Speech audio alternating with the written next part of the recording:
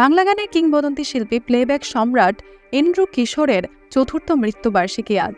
4 দশকেরও বেশি সময় ধরে সুরের জাদুতে সঙ্গীত প্রেমীদের মাতিয়ে রেখে তিনি না ফেরার দেশে পাড়ি জমান 2020 সালের 6 জুলাই। মানুষের সুখ দুঃখ, হাসি আনন্দ, প্রেম বিরহ সব অনুভূতির গানই তার কণ্ঠে পেয়েছে অনন্য মাত্রা।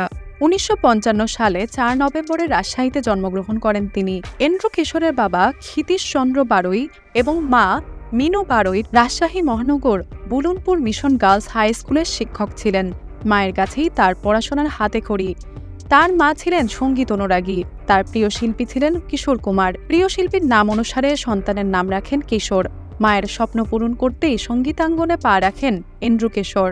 আব্দুল আজিজ বাচ্চুর অধীনে প্রাথমিকভাবে সঙ্গীতে পাঠ গ্রহণ শুরু করেন এন্ড্রু কিশোর। বাংলাদেশের স্বাধীনতা যুদ্ধের পর নজরুল সঙ্গীত, রবীন্দ্রসঙ্গীত, আধুনিক লোকসঙ্গীত ও দেশাত্মবোধক গানের শিল্পী হিসেবে রাজশাহী বেতারের তালিকাভুক্ত হন।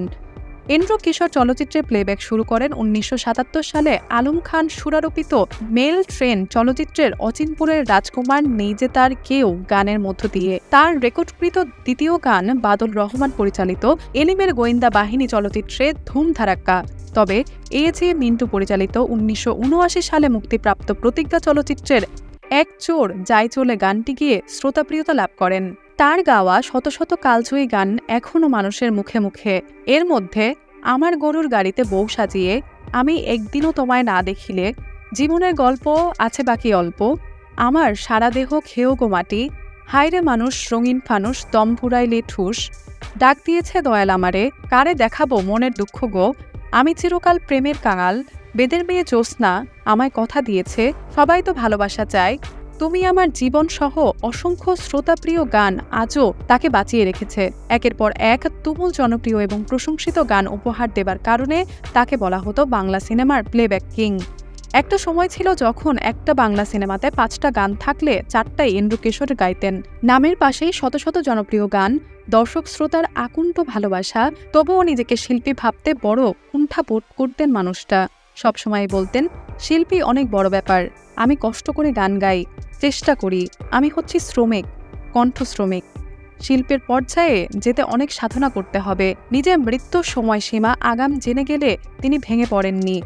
এমন সংবাদে যে কারোর মন খারাপ হবে, হয়তো এই গুণী শিল্পীরও হয়েছিল।